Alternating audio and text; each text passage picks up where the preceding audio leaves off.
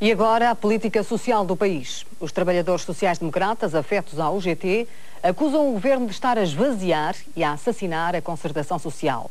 Os TSD querem que o governo volte à negociação dos aumentos salariais para este ano. Caso o executivo recuse fazê-lo, estes trabalhadores dizem que as centrais sindicais devem ponderar o abandono do Conselho Permanente de Concertação Social. Os trabalhadores sociais-democratas afetos à UGT estão revoltados com o governo.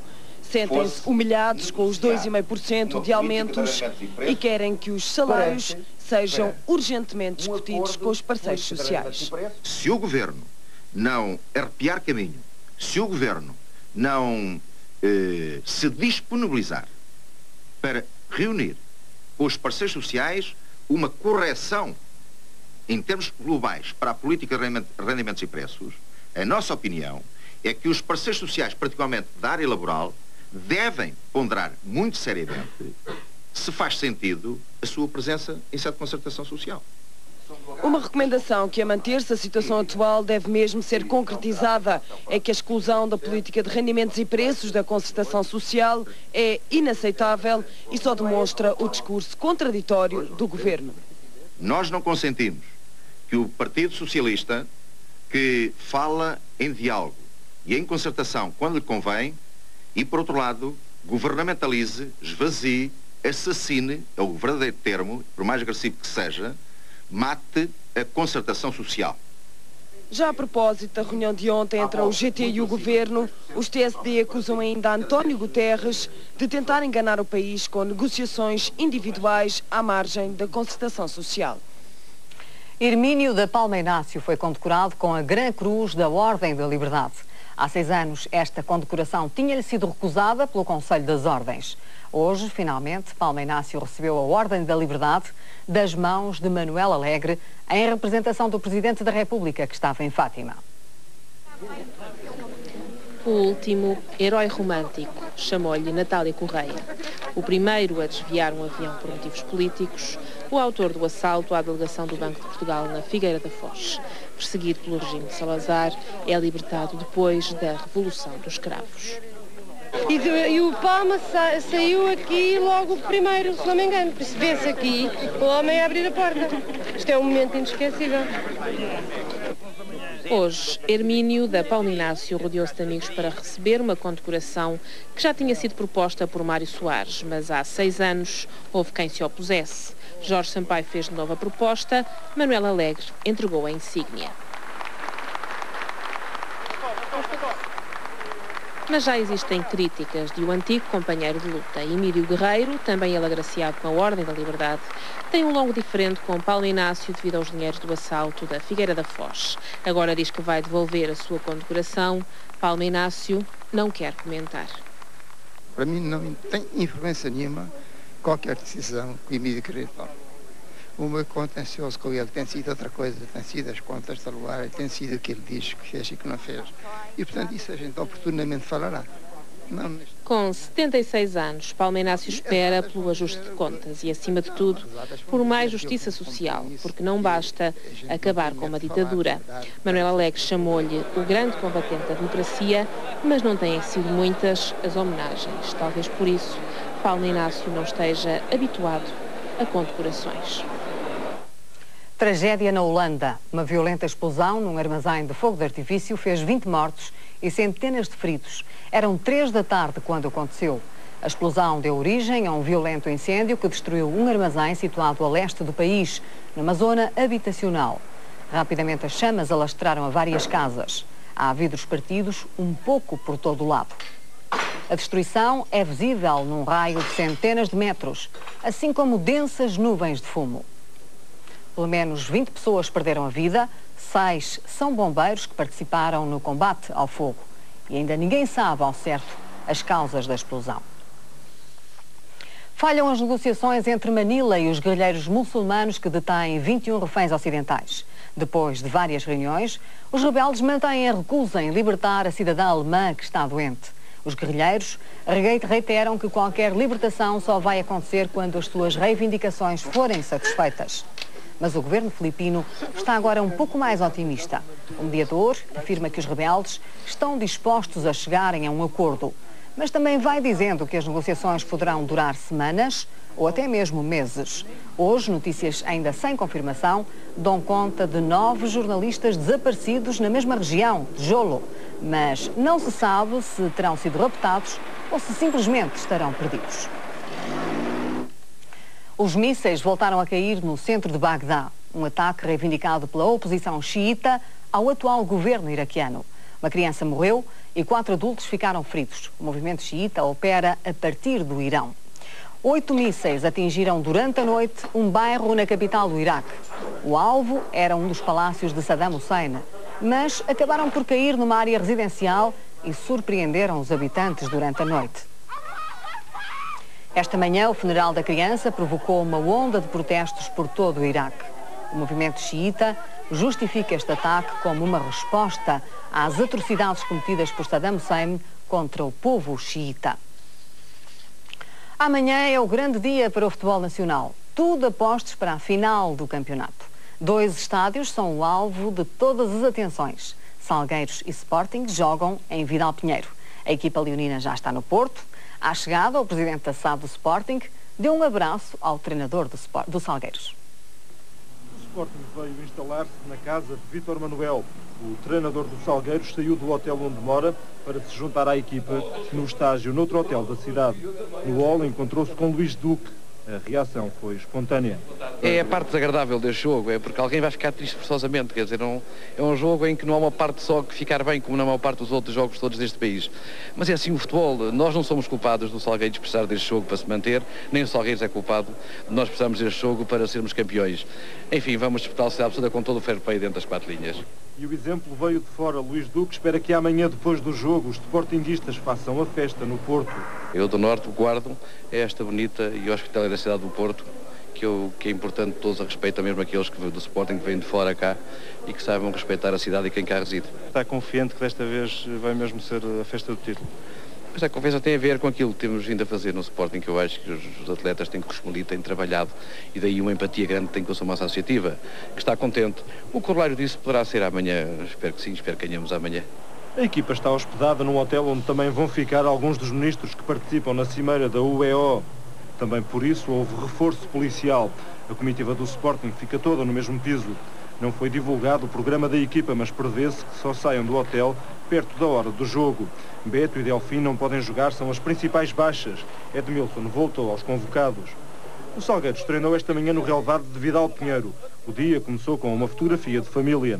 Nesta semana decisiva ninguém fala. Na lista de convocados as novidades são Panduru e Paquito. Edu está lesionado. O treino correu bem. Em 45 minutos houve 13 golos. O estágio começou às 6 da tarde num hotel nas Antas. Do outro lado e à espreita, atentos ao Salgueiros Sporting, estão os portistas. O Futebol Clube do Porto espera um deslize dos Leões para vencer mais uma vez o campeonato. Mas ainda é preciso contar com os homens do Gil Vicente. Eles prometem fazer vida difícil. O Gil Vicente quer terminar com chave de ouro a excelente época que conseguiu. Por isso está determinado em vencer o Porto. Não pode contar com Fangueiro e Auri. De resto, toda a equipa está a 100%. Infelizmente não vou poder dar o meu contributo neste último jogo. Um jogo especial, um jogo que, por certo, o estádio vai estar completamente lotado. O jogo vai ser transmitido pela RTP. É sempre um jogo especial, é o último jogo de campeonato e sinto-me um pouco triste por isso. O Gil Vicente quer vencer também para garantir o 5º lugar. Pela frente estará o Porto, que é obrigado a vencer e esperar um deslize do Sporting. Nas Antas, mora ainda o sentimento. Quando tiver esperança, acho que temos que acreditar, porque o Salgueiros precisa também de se manter na Primeira Liga, né? E está jogando em casa com o apoio do seu público, dos seus adeptos. E tenho certeza que tem jogadores de valor. E sem dúvida nenhuma, mais do que ele quer ficar na Primeira Liga, quer demonstrar que o Salgueiros tem condições de ficar na Primeira Liga. Então. O Porto aguarda com alguma ansiedade a vitória do Salgueiros sobre o Sporting, mas para ser campeão terá de vencer em Barcelos. Para isso poderá contar com o Cheinho, mas não vai ter nem Peixe, nem Vítor Bahia. A segurança preocupa autoridades e dirigentes. 1.600 agentes da PSP, juntamente com elementos da Polícia Judiciária de Braga, vão vigiar os 2 campos. Mesmo nas bancadas estarão agentes à paisana. Este fim de semana, o futebol, e não só, mobilizam 1.600 agentes da PSP nos distritos de Braga e Porto. Pelo caráter decisivo dos jogos e pelo muito que muitos disseram ao longo da semana, o Gil Vicente Futebol Clube do Porto e o Salgueiros Sporting requerem cautelas especiais. Em Barcelos, a rua que dá acesso ao estádio Adelino Ribeiro Novo está fechada desde ontem de manhã. Vão estar 90 polícias no estádio, mais 30 do Corpo de Intervenção, em prontidão máxima para o caso de ser necessário. E não vão faltar também os agentes à paisana misturados entre o público. As claques do Porto e do Gil Vicente vão estar bem separadas. Quanto às claques, também está tudo em ordem. Temos posicionamento para a nossa claque do Gil Vicente. Temos posicionamento já feito também para a claque do Futebol Clube do Porto. Os 4.800 lugares disponíveis ainda não estão esgotados para este jogo que a RTP vai transmitir em direto. Para o Salgueiros Sporting, com a Rua Augusto Leissa no Porto fechada ao trânsito a partir da hora do almoço, a PSP destacou mais de 300 agentes que vão criar uma espécie de anéis de segurança, 3 anéis de segurança à volta do recinto. Um a 300 metros do campo, o segundo a 150 e o terceiro mesmo junto às portas do Vidal Pinheiro. Os adeptos do Sporting que viajam de comboio vão ser escoltados pela PSP mal cheguem a Campanhã. Quem vier de autocarro tem companhia policial assegurada a partir da portagem dos Carvalhos. Qualquer que seja o resultado e o desfecho do campeonato, o Corpo de Intervenção da PSP acompanha a equipa do Sporting à saída de Vidal Pinheiro. Esta operação de segurança oferece garantias ao Ministro que tutela polícias e futebol. Vai permitir fazer frente àqueles que não sabem ter comportamentos desportivos adequados. Este é um fim de semana louco para a polícia. Há corridas em Vila do Conde, queima das fitas e cimeira da União da Europa Ocidental no Porto, garraiada na Póvoa de Varzim, concentração de motares em Barcelos. E, claro, o alerta geral para o fim do campeonato de futebol. Para além dos jogos do título, outros clubes jogam amanhã a manutenção na Primeira Liga ou a saída para o escalão secundário. Rio Ave, Setúbal e Farense. Um deles vai acompanhar o Santa Clara na descida de divisão. Dos 5 últimos classificados, só o Santa Clara já tirou o bilhete de volta à segunda de honra. O futuro dos restantes 4 será definido na derradeira jornada. O Rio Ave é a equipa que está em pior situação. Soma 30 pontos e depende das derrotas de Vitória de Setúbal e Farense para evitar a descida. Além disso, precisa forçosamente vencer o Alverca em Vila do Conde. Vitória de Setúbal e Farense têm ambos 32 pontos. Caso termine em igualdade pontual, a vantagem é do clube algarvio. A equipa sadina recebe no Bonfim a União de Leiria e o triunfo pode não ser suficiente. Necessita também que o Salgueiros seja derrotado pelo Sporting. O Clube de Faro, se conceder um empate em casa diante do Belenenses, pode à mesma permanecer na Primeira Liga, desde que o Setúbal não consiga derrotar a União de Leiria. Ao Salgueiros, com 34 pontos, basta-lhe o empate.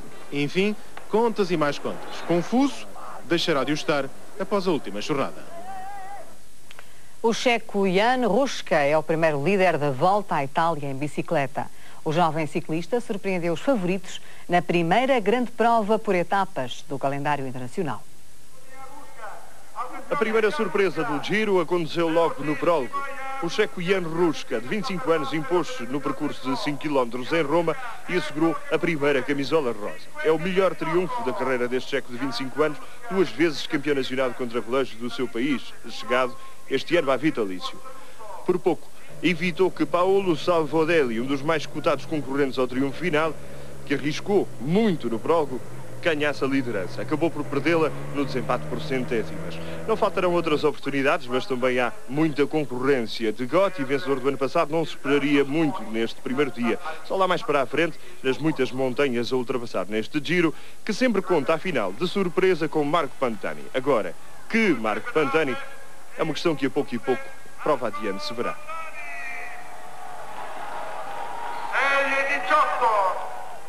A nova Miss Universo é indiana e foi eleita em Chipre.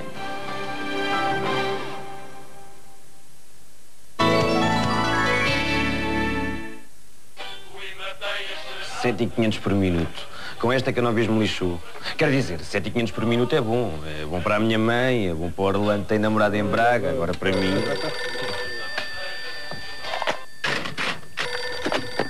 Olá, outra vez, mãe. Quer-me dizer que estou a te ajudar? Sim, claro. Sim, mãe. Sim. 7.500 por minuto para 2 números à escolha. Com a Novis é outra conversa. Olha, queres que eu te mande mais dinheiro?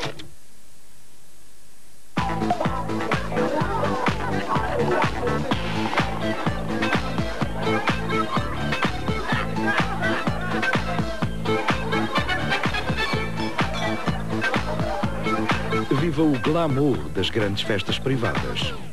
Aqui.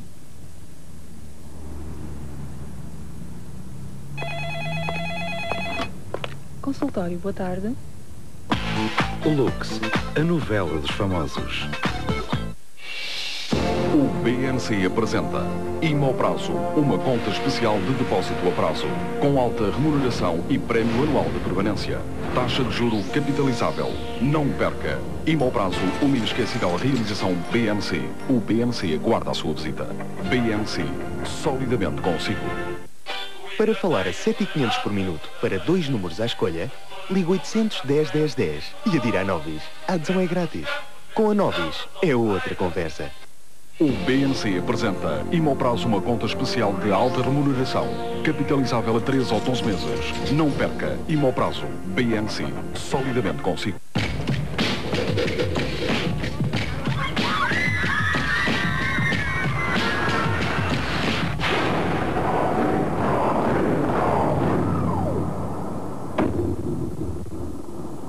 Só o poder natural de Lipton refresca o corpo e aclara as ideias.